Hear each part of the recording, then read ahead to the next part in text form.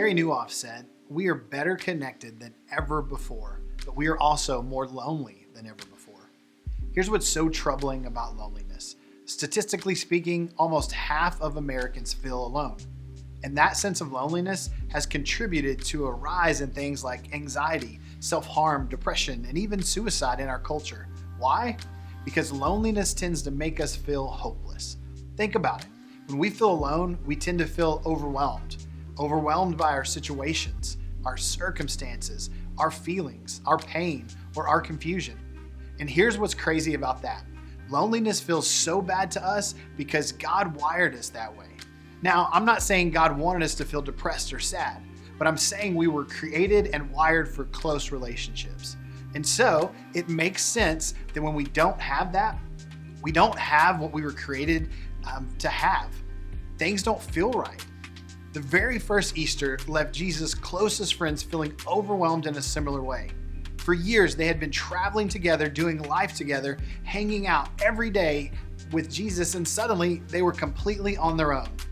At least that's what they thought for a couple of days between Jesus' death and resurrection. While we don't spend a lot of time at Easter thinking about the time between Jesus' crucifixion and resurrection, I can guarantee you that his closest friends, disciples, and followers never forgot how difficult those days felt.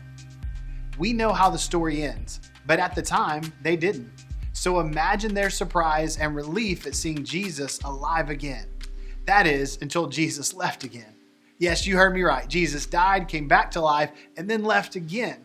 But this time, their response was completely different. According to Luke, when Jesus left a second time, his followers didn't seem to think that they'd been left alone again. In fact, it wasn't until after Jesus left a second time that Christianity really took off and began to change human history forever. And it seems Jesus made it that way on purpose. We'll get to the rest of what Luke said, but before we do, I want to look at another document written by one of Jesus' good friends, John. John remembers that before Jesus was crucified, he told his disciples that he was going away, but they didn't get it at the time. This is what he said in the final meal with his disciples before he was arrested. "But in fact, it is best for you that I go away." Jesus actually told his disciples that it would be better for them if he left. But why?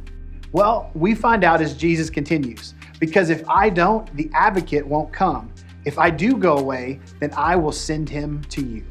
Jesus said that in order for the advocate to come, he had to go. The term advocate usually refers to someone who helps, comforts, and defends others. And the same is true here. This advocate Jesus is referring to is what we call the Holy Spirit. It's basically the Spirit of Jesus among us. Even though he's not physically present, he is the one who helps us, comforts us, and gives us wisdom and power beyond ourselves. The Holy Spirit came to earth after Jesus left the earth. Jesus promised that if he left, it would be better for us. Why?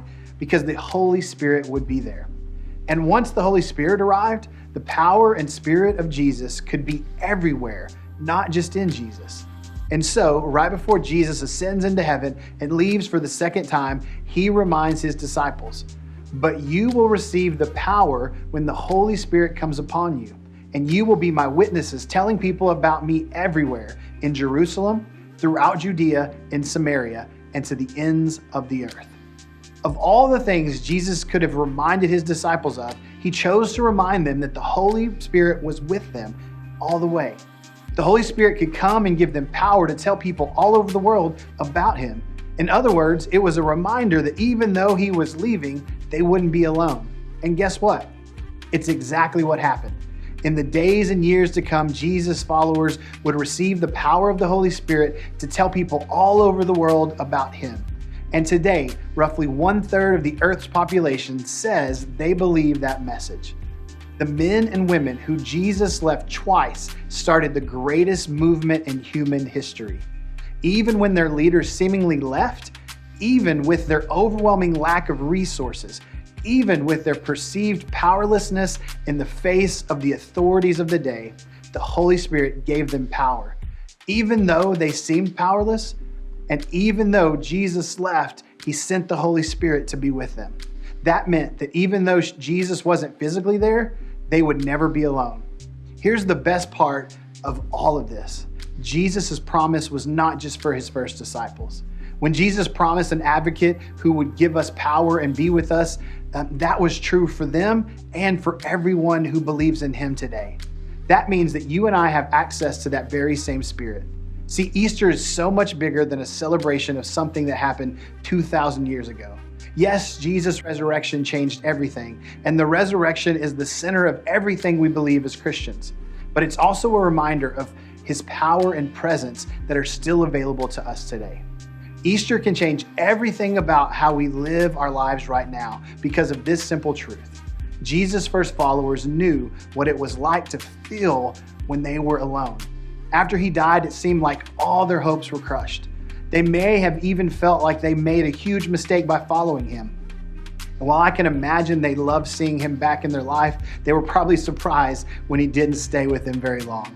They probably wondered how Jesus not being physically with them could be a good thing. But soon they learned that it was. He left something behind. Actually, he left someone behind, an advocate, his Spirit, which reminded them that they never be alone. What if you and I could live with the same assurance and confidence that they did after receiving the Holy Spirit? What if no matter how lonely, overwhelmed, or misunderstood we felt, we could trust that they were never alone? Let me ask it more directly. What if this is real? What if the literal, actual God who created everything and died and rose again is literally always with you? What if the Holy Spirit, the Spirit of Jesus, is very real, very here, and wants to help you with whatever you're facing today? See, simply trusting that the Holy Spirit is with us can change everything for us. In fact, even though we can't see him, it may not always feel like he's there, knowing he is with us in the moments we feel on our own means that we can be confident of a couple of things. First, you can talk to him at any time, any place, for any reason.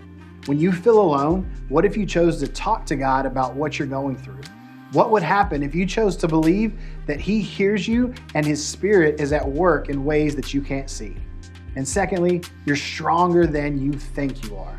The odds were stacked against Jesus' followers. Jesus wasn't there. They were underqualified. The Romans were incredibly powerful, yet the movement they carried forward has forever changed the world.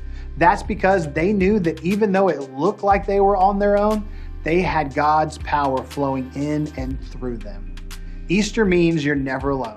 When we face challenges that seem too overwhelming for us, we can be confident that the Holy Spirit's power is in us and we can overcome anything. We can also be confident that God's power and other believers will be there too to support us. Remember, Easter means you're never alone. The power of Easter is that Jesus enabled us to be confident that we'll never be alone again. Why? Because we trust in his Spirit that lives inside of us. In a day and age where so many of us are lonely, this might be the happiest news we've ever heard.